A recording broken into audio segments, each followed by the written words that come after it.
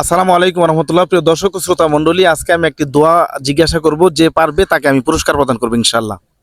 সম্মানিত প্রিয় দর্শক ও শ্রোতা মণ্ডলী, একজন ব্যক্তি এখানে দাঁড়িয়ে আছে, তাকে জিজ্ঞেস করি। প্রিয় ভাই, বলেন তো বাজারে প্রবেশের দোয়াটা কোনটা? আমার তো এখন মনে আসতেছে না। ওহো।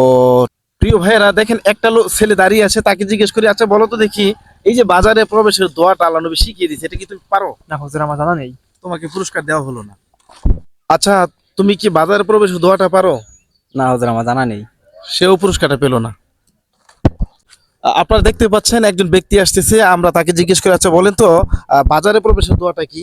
জি, বাজারে প্রবেশের একটি সোনানে তিরমিজের একটি দোয়া আছে, 2225 নম্বর দোয়া।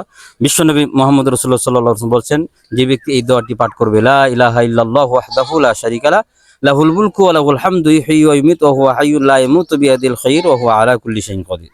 সুবহানাল্লাহ, মাশাআল্লাহ। আমরা ওনার হাতে এই পুরস্কার দুটি তুলে দিচ্ছি। সম্মানিত শাইখ নেন।